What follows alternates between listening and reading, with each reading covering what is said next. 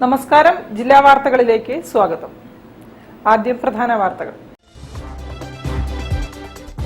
അവധിക്കാലത്ത് വിമാനയാത്രാ നിരക്ക് വർദ്ധിപ്പിച്ച സാഹചര്യത്തിൽ ചരക്ക് യാത്രാ കപ്പൽ സർവീസ് ഗൾഫ് സെക്ടറിൽ ഉടൻ ആരംഭിക്കണമെന്ന് മലബാർ ഡെവലപ്മെന്റ് കൗൺസിൽ.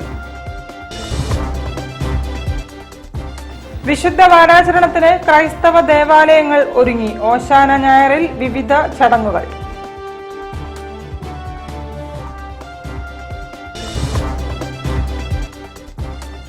വിവിധ ചടങ്ങുകളോടെ പങ്കുനി ഉത്രമഹോത്സവത്തിന് സമാപനം.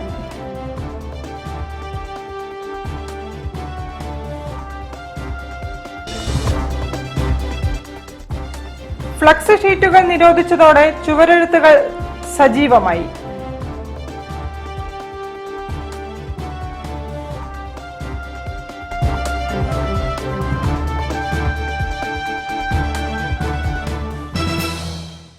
ഞാൻ നിഷിത സുരേഷ്. വിശദമായ വാർത്തകളിലേക്ക്.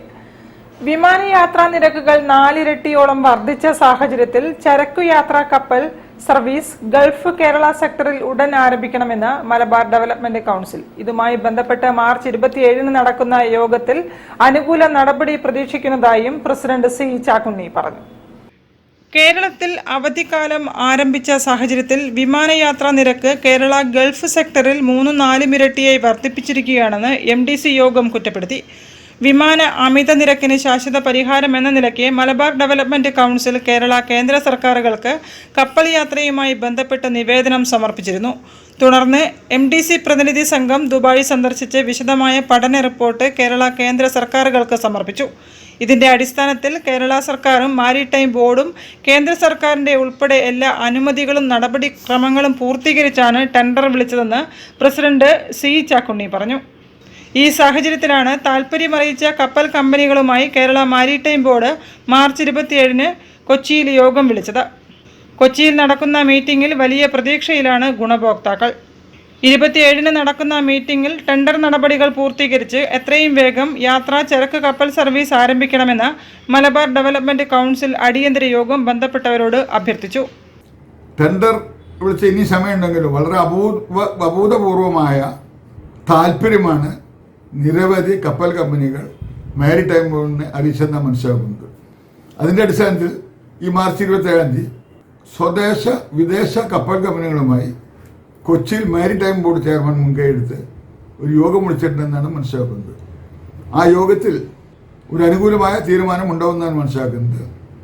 യാത്രക്കാർക്ക്, വിമാനയാത്രക്കാർക്ക് മാത്രമല്ല കാർഗോ കയറ്റുമതിക്ക്, പ്രത്യേകിച്ച് മലബാറിലെ, അതുപോലെ തന്നെ യാത്രക്കാർക്ക് കാർഗോ കയറ്റത്തിന് മലബാറിന്റെ സമഗ്ര വികസനത്തിന് ഇത് വളരെ ഗുണകരമാവുമെന്ന് തന്നെയാണ് പ്രതീക്ഷിക്കുന്നത്.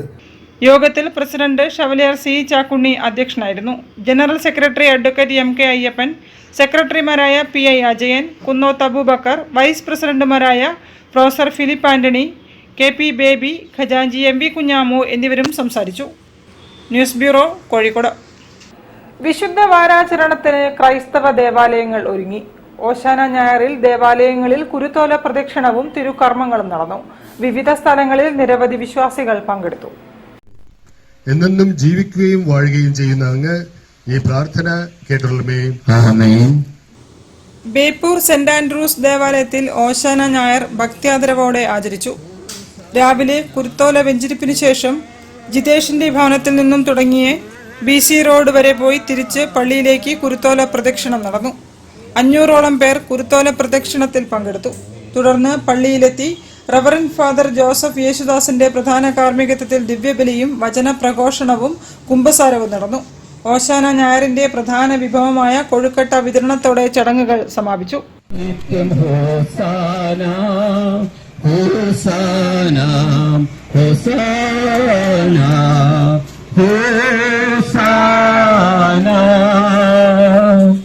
രക്ഷകന്റെ മാമലയിലർ പ്രവേശിക്കും തന്റെ ദിവ്യ സന്നിധിയിലാരും.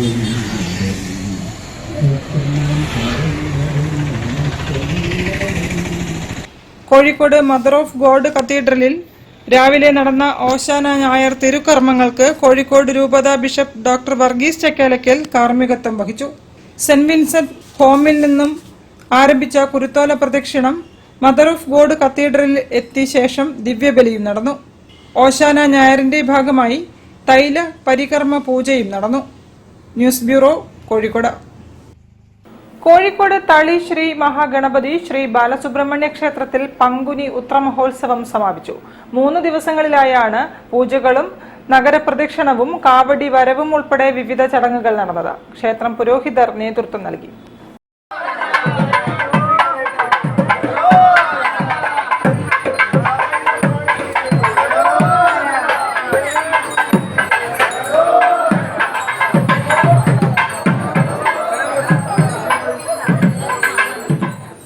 പങ്കുനി ഉത്ര ദിവസം രാവിലെ അഷ്ടദ്രവ്യക്കൂട്ട് മഹാഗണപതി ഹോമം ആരംഭിച്ചു. തുടർന്ന് മഹാഗണപതി ഹോമ ദീപാരാധന, മഹാന്യാസപൂർവം രുദ്രാഭിഷേകം, കാവടി പൂജ എന്നിവ നടന്നു.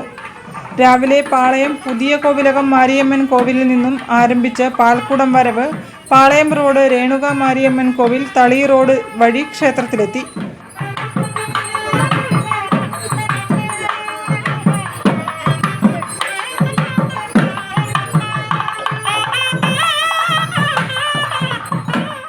കാവടി വരവ് ക്ഷേത്രത്തിൽ നിന്നും പുറപ്പെട്ട് തളിക്കുളം റോഡ്, തളി ശിവക്ഷേത്രം, തളി വേട്ടയ്ക്കൊരുമകൻ ക്ഷേത്രം, തളി ബ്രാഹ്മണ സമൂഹം വഴി ക്ഷേത്രത്തിൽ തിരിച്ചെത്തി. തുടർന്ന് ക്ഷേത്രത്തിൽ പാൽക്കുടമാടൽ നടന്നു. ഉച്ചയ്ക്ക് തളി ബ്രാഹ്മണ സമൂഹ മഠത്തിൽ അന്നദാനവും ഉണ്ടായിരുന്നു.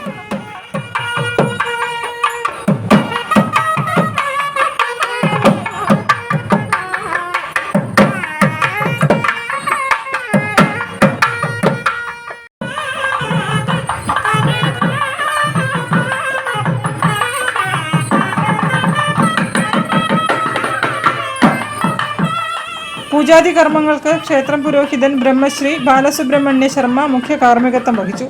വൈകിട്ട് നടന്ന കാവടി ഘോഷയാത്ര ക്ഷേത്രത്തിൽ നിന്നും പുറപ്പെട്ട് തളിക്കുളം റോഡ്, തളി ശിവക്ഷേത്രം, തളി വേട്ടയ്ക്കൊരുമകൻ ക്ഷേത്രം, തളി ബ്രാഹ്മണ സമൂഹം വഴി ക്ഷേത്രത്തിൽ തിരിച്ചെത്തി. തുടർന്ന് അഭിഷേകവും നടന്നു. News bureau, Kozhikode. ഫ്ലക്സ് ഷീറ്റുകളും പ്രകൃതിക്ക് ഇണങ്ങാത്ത മറ്റുള്ള തെരഞ്ഞെടുപ്പ് പ്രചരണ മാധ്യമങ്ങളും നിരോധിച്ചതോടെ ചുവരെഴുത്തുകൾ നാട്ടിലെങ്ങും സജീവമായി. ചുവരെഴുത്ത് കലാകാരന്മാർക്കും തിരക്കൊഴിയാത്ത ദിവസങ്ങളാണ് ഇപ്പോൾ. ഒരു കാലത്ത് തെരഞ്ഞെടുപ്പ് സ്ഥാനാർത്ഥികളും ചിഹ്നവും വോട്ടഭ്യർത്ഥനയുമെല്ലാം ചുമരെഴുത്തിലൂടെയും ബാനറുകളിലൂടെയുമാണ് നാട് അറിഞ്ഞിരുന്നത്. സ്ഥാനാർത്ഥികളുടെ നേരിട്ടുള്ള വോട്ടഭ്യർത്ഥന ഉണ്ടാവും എങ്കിൽ കൂടിയും ചുമരെഴുത്തുകൾക്ക് അതിലേറെ പ്രാധാന്യമുണ്ടായിരുന്നു. ചുവരെഴുത്തിനേക്കാളും ആളുകളിലേക്ക് വേഗത്തിലെത്തുന്നതും ജോലി സമയം ലാഭിക്കുന്നതുമായ വലിയ ഫ്ലെക്സ് ബോർഡുകളും പ്ലാസ്റ്റിക് ഉപാധികളും വന്നതോടെ ചുമരെഴുത്ത് തീർത്തും അപ്രത്യക്ഷമായി. എന്നാൽ പ്രകൃതിയെ ഹനിക്കുന്ന പ്രചരണ പരിപാടികൾ പാടില്ലെന്ന കർശന നിർദ്ദേശം വന്നതോടെ ചുമരെഴുത്ത് ആർട്ടിസ്റ്റുകൾക്ക് അനുഗ്രഹമായി മാറുകയാണ്. കഴിഞ്ഞ കുറേ വർഷങ്ങളിലെ പ്രയാസങ്ങൾ കൊണ്ട് പല കലാകാരന്മാരും ഈ മേഖല വിട്ടുപോയി. എങ്കിലും ചുമരെഴുത്തിൽ പ്രാവീണ്യമുള്ള കുറച്ചു പേർ ഇപ്പോഴും സജീവമാണ് ഈ രംഗത്ത്. സ്ഥിരം ഞങ്ങൾക്ക് ഇപ്പോൾ എഴുത്തുണ്ട്. കാസർഗോഡ് തിരുവനന്തപുരം വരെ കണ്ടിന്യൂസ് എഴുത്താണ്. 5-6 മാസമായിട്ട് കണ്ടിന്യൂസ് ആയിരുന്നു. ഓരോരോ പാർട്ടികളുടെയും പിന്നെ മതസംഘടനകളുടെയും വർക്കുണ്ട്. പിന്നെ അത് കഴിഞ്ഞ് സ്കൂളുകൾക്ക് വരയ്ക്കാൻ പോകും. കണ്ടിന്യൂസ് ഇങ്ങനെ എഴുത്തും പെയിൻറ്റ് പണികൾ എപ്പോഴും ഉണ്ട്, ഫ്ലെക്സ് അല്ലാണ്ട്. ഇപ്പോൾ ആർട്ടിസ്റ്റുകളുടെ ദൗർലഭ്യമാണല്ലോ, അവരുടെ സ്കേഴ്സ് അത് കുറവാണ്. അവർ കുറഞ്ഞുകൊണ്ട് ഇപ്പം ഞങ്ങൾക്ക് വർക്ക് കൂടുതലാണ്. എന്നുവെച്ചാൽ എല്ലാ ആർട്ടിസ്റ്റുകളും വേറെ ഫീൽഡിലേക്ക് തിരിഞ്ഞു, വേറെ കൈത്തൊഴിലുകളിലേക്ക് തിരിഞ്ഞു. അതുകൊണ്ട് ഇപ്പോൾ ഞങ്ങൾക്ക് വർക്ക് കൂടുതലാണ്. ഞങ്ങൾ 6-7 പേരുണ്ട് ആർട്ടിസ്റ്റുകൾ. ഓരോരോ സ്ഥലങ്ങളിലേക്ക് വിട്ടു ഞങ്ങൾ 2 പേരുണ്ട് ഇവിടെ. പ്രതിസന്ധികൾ തരണം ചെയ്ത കലാകാരന്മാരുടെയും ചുമരെഴുത്തിൻ്റെയും തിരിച്ചുവരവിൻ്റെ കാലം കൂടിയാണ് ഇനിയുള്ള തെരഞ്ഞെടുപ്പുകൾ. News bureau, Kozhikode. തിരിച്ചെത്താം ഒരു ഇടവേളയ്ക്ക് ശേഷം. ക്യാൻസറിനെതിരെ പൊരുതാനായി കാലിക്കറ്റ് സിറ്റി സർവീസ് സഹകരണ ബാങ്കും MVR ക്യാൻസർ സെന്ററും സംയുക്തമായി അവതരിപ്പിക്കുന്ന ക്യാൻസർ ചികിത്സാ സഹായ പദ്ധതിയാണ് മാസ് കെയർ. ക്യാൻസറിനെതിരെ പൊരുതാനായി കാലിക്കറ്റ് സിറ്റി സർവീസ് സഹകരണ ബാങ്കും MVR ക്യാൻസർ സെന്ററും സംയുക്തമായി അവതരിപ്പിക്കുന്ന ക്യാൻസർ ചികിത്സാ സഹായ പദ്ധതിയാണ് മാസ് കെയർ. വാർത്തകൾ തുടരുന്നു. ഡൗൺ സിൻഡ്രോം ട്രസ്റ്റും ഇന്ത്യൻ മെഡിക്കൽ അസോസിയേഷനും ദോസ്ത് സപ്പോർട്ട് ഗ്രൂപ്പും ചേർന്ന് ലോക ഡൗൺ സിൻഡ്രോം ദിനം ആചരിച്ചു. Chief secretary doctor V Venu ഉദ്ഘാടനം ചെയ്തു. വിവിധ അവാർഡുകളും വിതരണം ചെയ്തു.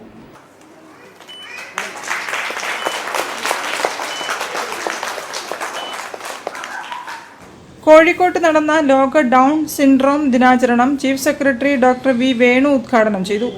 പൊതുവെ മാനസിക വിഷയങ്ങൾ കൈകാര്യം ചെയ്യുന്നതിലും ഇന്റലക്ച്വൽ ഡിസബിലിറ്റി ഉള്ള വ്യക്തികളോടും ഒക്കെ നമ്മുടെ അറിവ് വർദ്ധിക്കുന്നു, നമ്മൾ അന്യോന്യം ഇടപെടുന്ന രീതികൾ മാറുന്നു, നമ്മുടെ അറിവിൻ്റെ ലോകത്തേക്ക് മറ്റു പല കാര്യങ്ങളും ടി വിയിലൂടെയും സോഷ്യൽ മീഡിയയിലും ഒക്കെ വരുന്നു.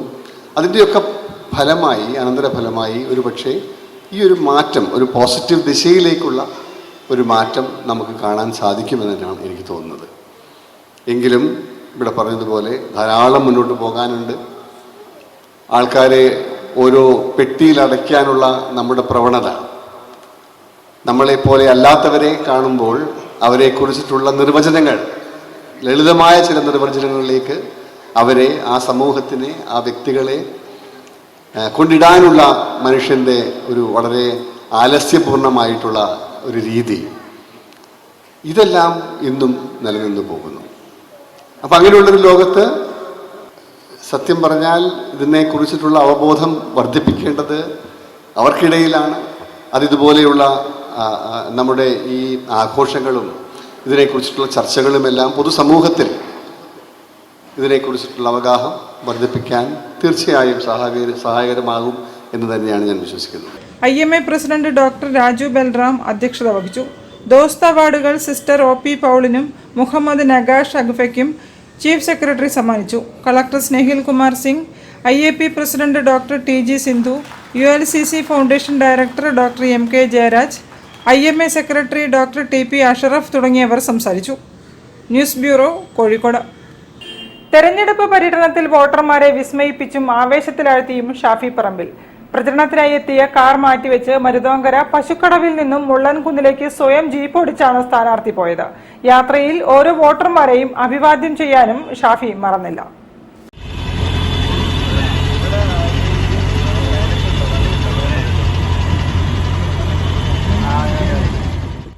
രാവിലെ 9 മണിയോടെ പശുക്കടവ് സെന്റ് തെരേസാസ് ചർച്ചിലെ സന്ദർശനം കഴിഞ്ഞ് ഷാഫി പറമ്പിൽ അങ്ങാടിയിൽ വോട്ട് ചോദിച്ചു. അതിനുശേഷം പ്രവർത്തകരെത്തിയ ജീപ്പിന്റെ താക്കോൽ വാങ്ങി മുള്ളൻകുന്നിലേക്ക് സ്വന്തമായി ഓടിക്കുകയായിരുന്നു. വളഞ്ഞുപുളഞ്ഞ മലയോര വഴികളിൽ കാത്തുനിന്നവർക്കെല്ലാം ജീപ്പ് നിർത്തി ഹസ്തദാനം ചെയ്യാനും സ്ഥാനാർത്ഥി മറന്നില്ല. പശുക്കടവിൽ നിന്നും 7 കിലോമീറ്റർ ദൂരമുണ്ട് മുള്ളൻകുന്നിലേക്ക്.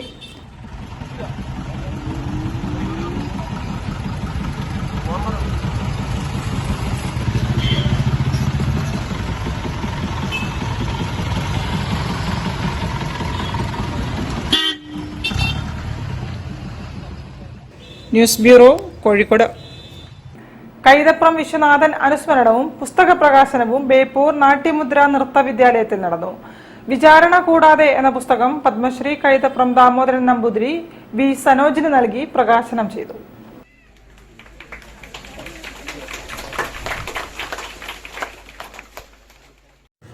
സന്ധ്യ ആർ കൃഷ്ണന്റെ 9ാമത്തെ പുസ്തകമായ വിചാരണ കൂടാതെ എന്ന കൃതിയാണ് നാട്യമുദ്ര നൃത്തവിദ്യാലയ അങ്കണത്തിൽ കൈതപ്രം ദാമോദരൻ നമ്പൂതിരി പ്രകാശനം ചെയ്തത്. ISRO സയന്റിസ്റ്റ് വി സനോജ് പുസ്തകം ഏറ്റുവാങ്ങി. നിങ്ങളുടെ ഏറ്റവും നല്ല പാട്ടുകാരി ഉണ്ടെങ്കിൽ, നന്നായി പാടുന്ന കുട്ടികളുണ്ടെങ്കിൽ നിങ്ങൾ എന്നെ പരിചയപ്പെടുക. എപ്പോഴെങ്കിലും എന്തെങ്കിലും അവസരം കിട്ടിയാൽ ഞാൻ സഹായിക്കാൻ ശ്രമിക്കാം. തീർച്ചയായിട്ടും നല്ല കലാകാരന്മാരാണ് നാടിൻ്റെ എപ്പോഴും നന്മ എന്ന് പറയുന്നത്. അപ്പോൾ നാടിന് നന്മയുള്ള മക്കളെ വളർത്തുക എന്നുള്ളത് ഒരു സ്ഥാപനത്തിന്റെ ഏറ്റവും പ്രധാനപ്പെട്ട കാര്യമാണ്. ചടങ്ങിന്റെ ഭാഗമായി കൈതപ്പുറം വിശ്വനാഥൻ അനുസ്മരണവും നടന്നു. രാധാകൃഷ്ണൻ PV അധ്യക്ഷത വഹിച്ചു. പരിപാടി 48ാം ഡിവിഷൻ കൗൺസിലർ രജനി ഉദ്ഘാടനം ചെയ്തു. ഈ 9ാമത്തെ പുസ്തകമാണ് അവിടെ വിചാരണ കൂടാതെയുള്ള ബുക്ക് ഇവിടെ പ്രകാശനം ചെയ്യപ്പെട്ടത്. നമ്മളെ സംബന്ധിച്ചിടത്തോളം ഏറ്റവും എന്റെ വാർഡിലെ ഇങ്ങനെയുള്ള ആൾക്കാരുണ്ടാകുമ്പോൾ, കായിക രംഗത്ത് പ്രവർത്തിക്കുന്ന ആൾക്കാരുണ്ടാകുമ്പോൾ നമുക്ക് വളരെയേറെ സന്തോഷമാണ്. നാടക പ്രവർത്തകൻ ജയൻ കടക്കാട്ടുപാറ പുസ്തകം പരിചയപ്പെടുത്തി. വയലിനിസ്റ്റ് രജനി പ്രവീൺ അനുസ്മരണ പ്രഭാഷണം നടത്തി. സിനിമാ താരം ഗിരിധർ കൃഷ്ണ, മിസ്റ്റർ ഇന്ത്യ സുമേഷ് റാവു, പഞ്ചഗുസ്തി champion Shoukath Veetti, mister Kerala silver medal ജേതാവ് മിഥുൻ കെ തുടങ്ങിയവർ ആദരമേറ്റുവാങ്ങി. സന്ധ്യ ആർ കൃഷ്ണൻ മറുപടി പ്രസംഗം നടത്തി. തുടർന്ന് കലാപരിപാടികളും കരാട്ടെ പ്രദർശനവും നടന്നു.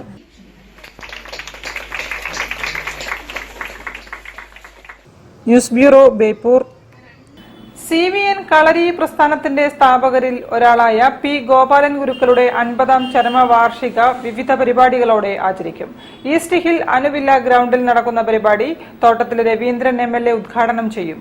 മാർച്ച് 27-നാണ് ചരമവാർഷിക ദിനാചരണം. ശ്രീ ഗോപാലൻ ഗുരുക്കളുടെ ഒരു 50ാം ചരമവാർഷികം ആഘോഷിക്കുന്നതിന് അതിൻ്റെതായ പ്രാധാന്യമുണ്ടെന്ന് ഞങ്ങൾ വിശ്വസിക്കുന്നു.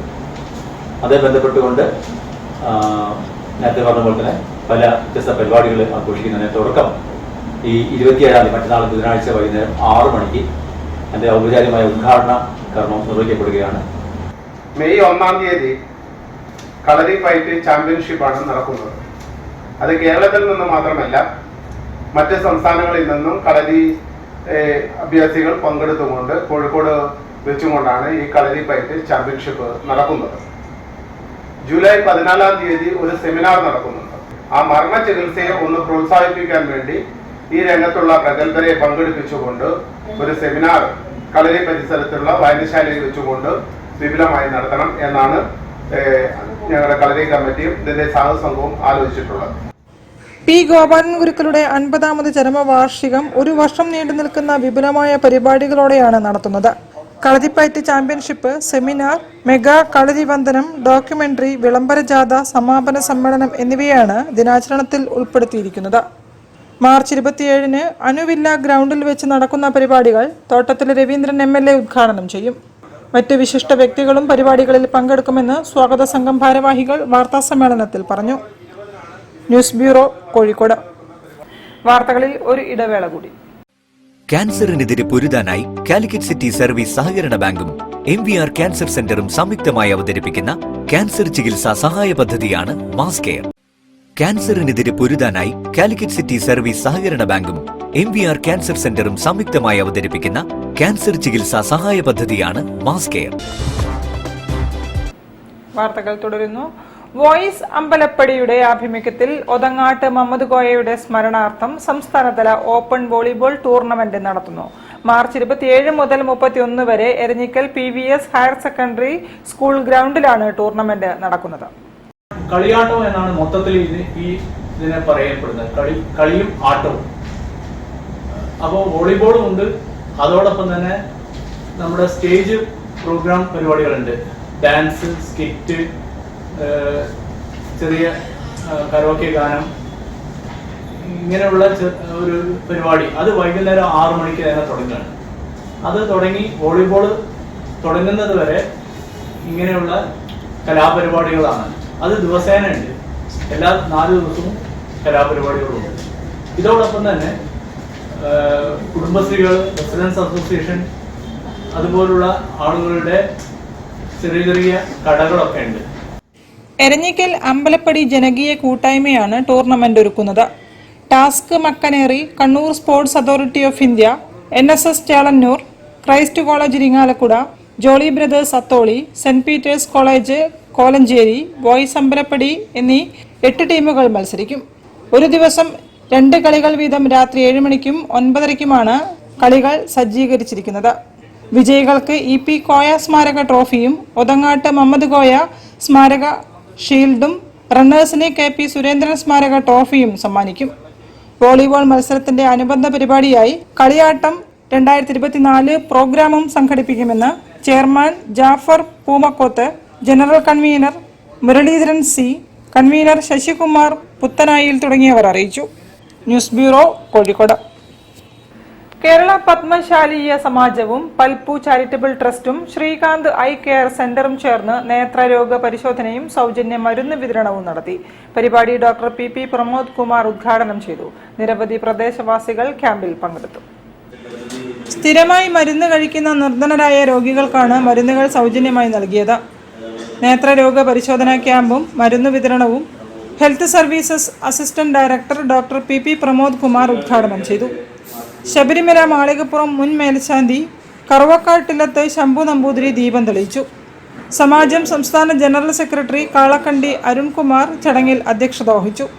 Palpu charitable trust chairman PC Ashokan മരുന്ന് വിതരണം ഉദ്ഘാടനം ചെയ്തു.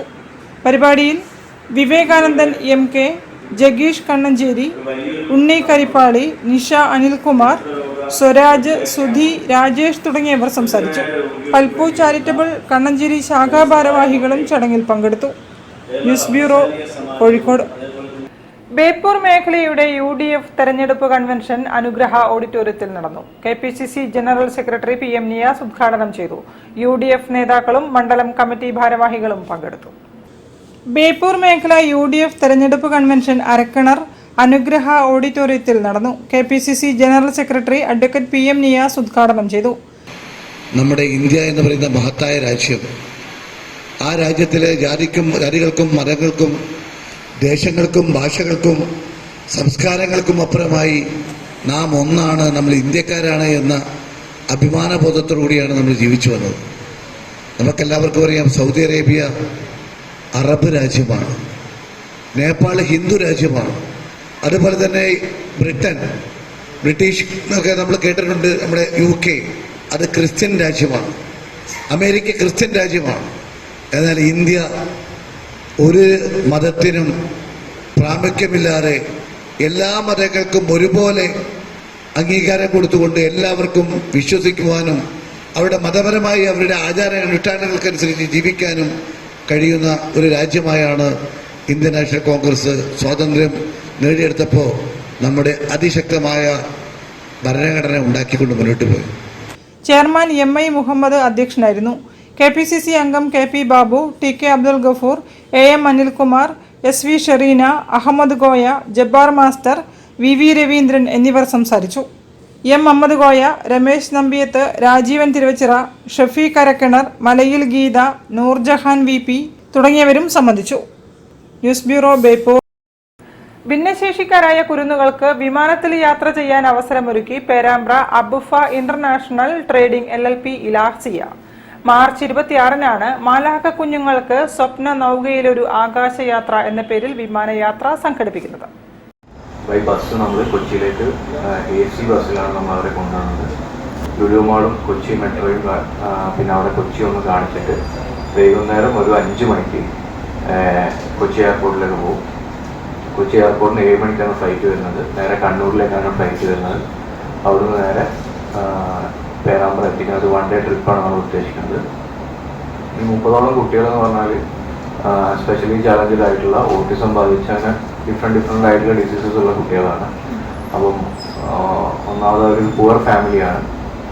അപ്പോൾ അവർക്ക് ഈ ഫ്ലൈറ്റ് ട്രിപ്പ് എന്നുള്ളത് ഒരു ഫാമിലി പരമായിട്ടും ബാക്കിയുള്ളപരമായിട്ടും സാധിക്കാൻ പറ്റാത്തൊരു കാര്യം നമ്മൾ സാധിച്ചു കൊടുക്കാന്നുള്ളൊരു ഉദ്ദേശം കൊണ്ടാണ് നമ്മൾ ഇന്നത്തെ ഒരു കാര്യം ചെയ്യുന്നത്.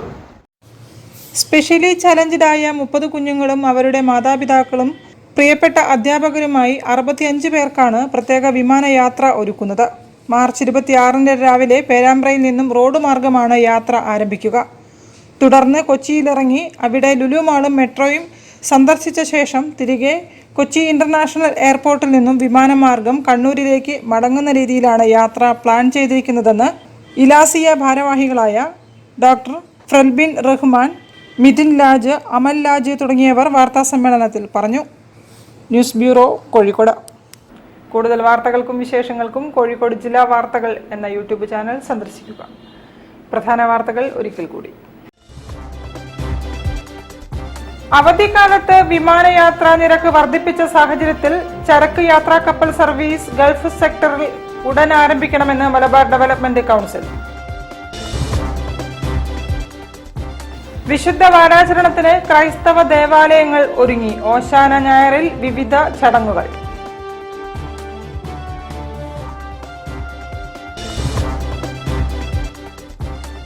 വിവിധ ചടങ്ങുകളോടെ പങ്കുനി ഉത്ര മഹോത്സവത്തിന് സമാപനം.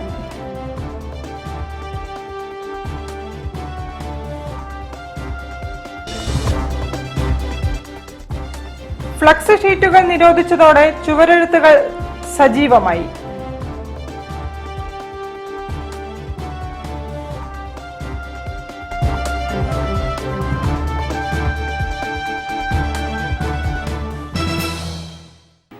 ഇതോടെ ഈ വാർത്താ ബുള്ളറ്റിൻ സമാപിക്കുന്നു. നമസ്കാരം.